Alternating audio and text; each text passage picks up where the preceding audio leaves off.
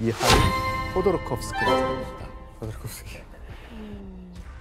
자, 그는 당시 전 세계 원유 매장량의 2%를 갖고 있던 석유 회사 유코스의 지분 79%를 3억 900만 달러, 현재 가치로 약 8,700억 원에 사들였는데 2년 후에 이 회사의 시장 가치가 매입액의 30배로 커졌어요.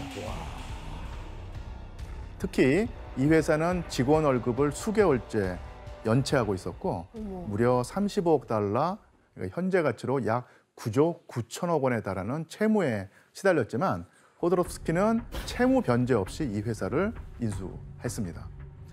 이후 그는 2003년에 150억 달러, 현재 가치로 약 35조 3천억 원의 재산을 가진 러시아 최고 부자로 등극하기도 했죠. 35조 3천. 말문이 막히네요. 그런데 이렇게 신흥재벌 올리가르히가 국영기업을 독점하고 엄청난 부를 손에 거머쥘 수 있었던 데는 바로 러시아 최고 권력자인 예일친 대통령을 뒷배로 뒀기 때문이었죠. 특히 옐친과의 각별한 친분을 다졌던 올리가르히가 바로 보리스 베르조프스키라는 사람이었는데요. 베르조프스키는 옐친의 개인 계좌에 엄청난 돈을 꽂아 넣는기로 유명했고요. 와. 심지어 그 옐친 대통령의 딸에게까지 외제차를 선물할 정도였어요. 와. 베르조프스키는 옐친과의 이런 커넥션을 통해서 사업 이권도 계속 획득해 나갔고요. 자동차 회사, 은행, 통신회사, 신문사 등을 비롯해서 러시아 텔레비전 방송인 채널 1을 그 회사의 지분 49%까지 옐친의 서명으로 아무런 절차 없이 손쉽게 넘겨받았다고 합니다. 이제 미디어까지 손을 뻗네요. 예. 저 일리아 씨, 옐친이 국영 방송까지 넘긴 이유가 있나요? 있죠. 일단 그 안에 옐친의 계략이 숨겨져 있었는데 다른 방송국에서 이제 옐친 정보를 비판하기 시작했죠. 그래서 그거 대항해야 한다는 이제 의도로 계속 옐친은 찬양하는 프로그램을 선동당하는 거. 그렇죠. 예, 어떻게 보면 거의 세뇌 수준까지는 계속 똑같은 내용이 나왔으니까. 옐친 제일 나쁜 사람이에요, 진짜.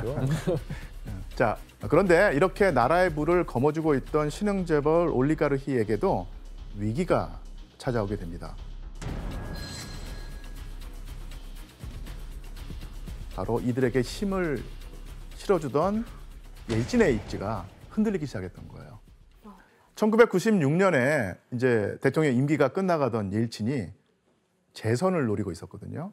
이때 옐친의 인기는 어땠을까요? 바닥이겠죠. 지금 민심이 무슨 살기가 힘든데. 대통령 선거를 불과 6개월 앞둔 시점에 옐친의 지지율이 단 8%. 야, 한 자리 숫자를 기록했어요. 최악의 대통령이네. 예. 심각하네. 근데 거기다가 희망을 건 올리가르히도 대단하네요. 예.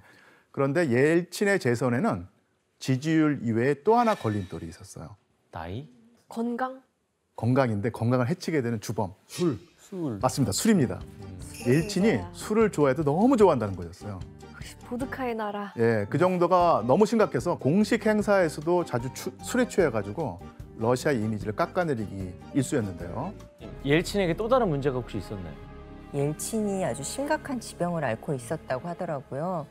바로 심근경색이었는데요. 당시 옐친 측근들은 본인이 재선을 포기하고 최측근을 후계자로 세울 거라고 예상했을 정도로 건강이 아주 나빴다고 합니다. 근데 저런 상황에서도 재선을 도전한 이유는 감옥 안 가려고 하는 거 아니에요?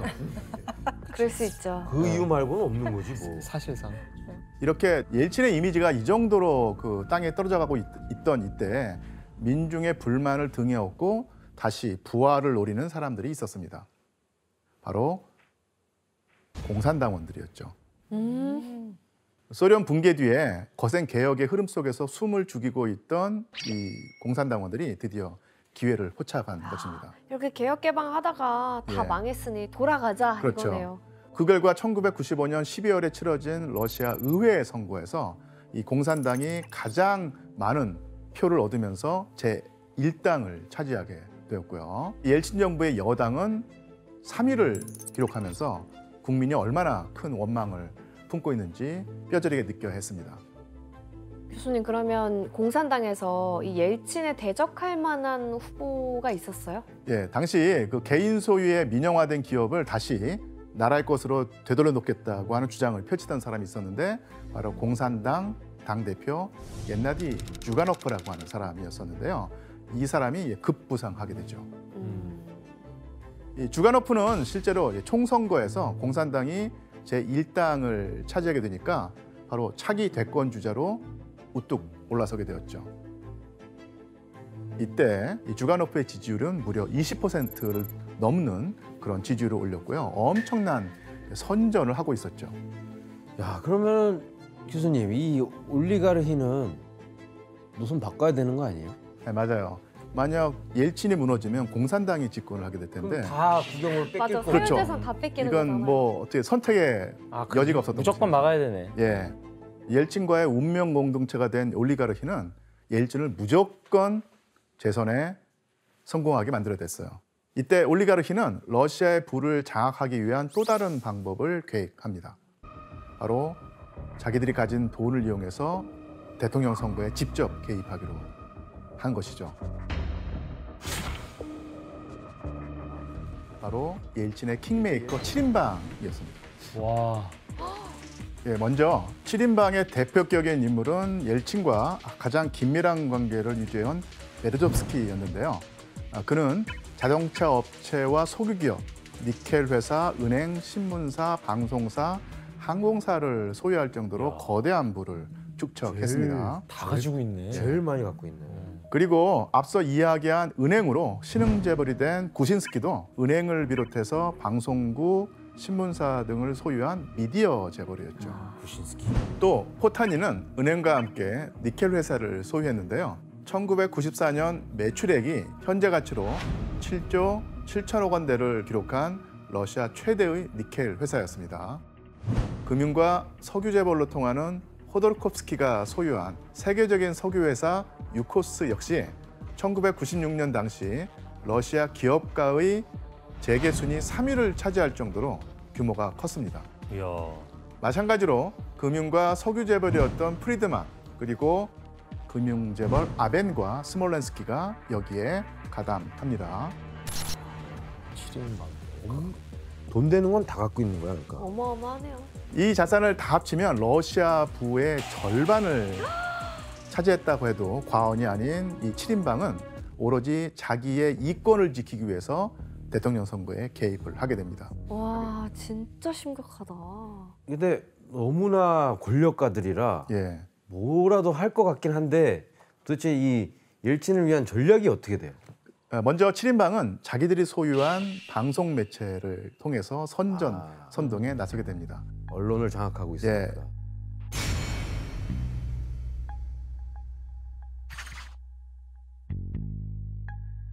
이 방송사에서는 날마다 옐친을 찬양하는 내용이 계속 방송되었고요.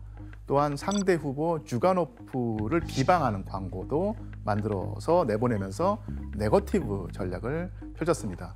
자, 당시 광고 사진을 한번 볼까요? 자, 가운데 적힌 글을 일리아 씨가 한번 읽어봐 주시겠습니까? думай и выбирай. 생각하고 선택하라라는 뜻이에요. 위쪽에는 옛날 공산주의 시절의 모습을 보여주는 것인데 상품도 없고 배급받던 시절이다. 아. 근데 지금은 좋은 상품들이 넘쳐나지 않느냐. 그래서 사회주의 시절로 돌아가기 싫다면 잘 생각해서 투표하라는 메시지를 담고 있는 포스터였습니다. 자, 이렇게 옐친의 선거 캠프에서 대형 방송사를 거느린 올리가르키가 있었기 때문에 옐친에게 유리한 일방적 편파 방송이 시작되었죠. 와, 그리고 신문에는 주가노프가 선거에서 승리할 경우에 어떤 부정적 결과가 일어날지 이런 사실들이 쭉 열거되었습니다. 이렇게 올리가르키는 방송을 통해서 옐친의 개혁 정책에 대한 대중의 부정적 인식을 완화하려는 시도를 한 것이죠. 일리아 씨, 혹시 당시에 TV 방송 봤던 기억이 있어요?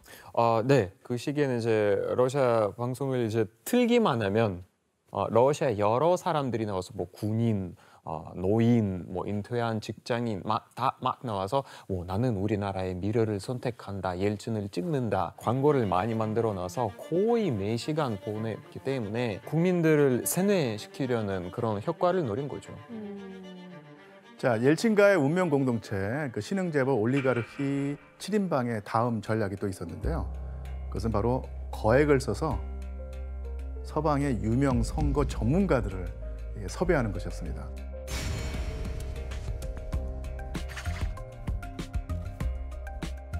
이때 그 영국의 마가렛 대처 총리를 모두 3번이나 당선시킨 영국의 홍보팀하고요.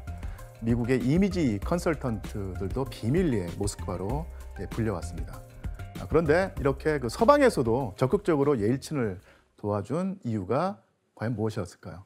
공산주의로 가면 안 되니까. 맞습니다. 맞아. 그렇게 되면 예전에 냉전 체제 시절로 돌아가는 것이었으니까 이것에 반대했던 것이죠. 그럼 최고의 선거 전문가들이 옐친에게 어떤 주문을 했는지, 이 전략은요, 기존의 옐친에게서 느껴졌던 고리타분한 이미지를 다 없애버리고 소탈하고 털털한 친서민 이미지를 심어주기 위함이었죠. 여기서 또 문제를 내겠습니다. 옐친은 러시아 젊은 세대의 표까지 끌어오기 위해서 이 사람을 활용하는데요. 과연 누구일까요? 러시아 젊은 세대. 정답. 뒤에 지원 씨, 팝의 황제. 팝의 황제. 마이클 잭슨. 오답입니다. 마이클 잭슨은 아니었고요. 네. 하지만 비슷하게 방향은 잘 잡았습니다. 유명했던 게 뭐가 있죠? 러시아. 정답. 규현 씨, 아니다, 제가 잘못 얘기한 거다. 자 용기를 가지고. 비트즈는 없죠? 없죠. 저때 없죠. 그 당시는 없죠. 저 오답 처리도 되겠죠? 오답? 비틀즈. 비틀즈 오답입니다. 확실하게. 예. 시기가 마음만 상하게 하려고. 특정 인물을 생각하지 마시고요. 어떤 일을 하는 사람, 어떤 직업을 가진 사람, 어떤 분야의 전문가. 정답. 혜선 씨, 락스타. 땡입니다. 랍스타라고 했는데요. 락스타. 정답. 예, 지원 씨, 락스타. 오답입니다. 오답이라고요? 예, 지원 씨와 관련이 깊어집니다.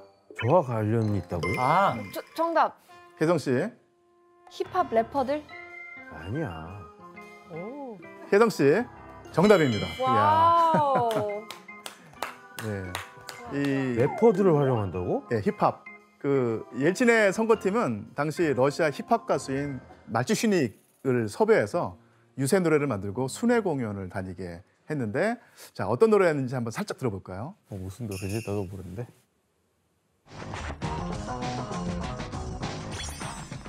말치슈닉. 와, 헤어스타일 봐. 와,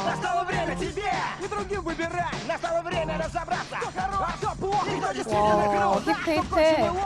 이건 미국에서 그 대통령 선거에 그 스타들을 활용하는 전략에서 아이디어를 얻었던 러시아 유세였는데요. 아예 선거 음악이네요. 선거 뮤비를 만들었네. 옐친의 얼굴을 그래피티로 그려놓은 벽 앞에서 힙합 가수가 노래를 부르는 장면으로 옐친을 젊고 소통이 가능한 대통령의 이미지로 만들어줬던 것이죠.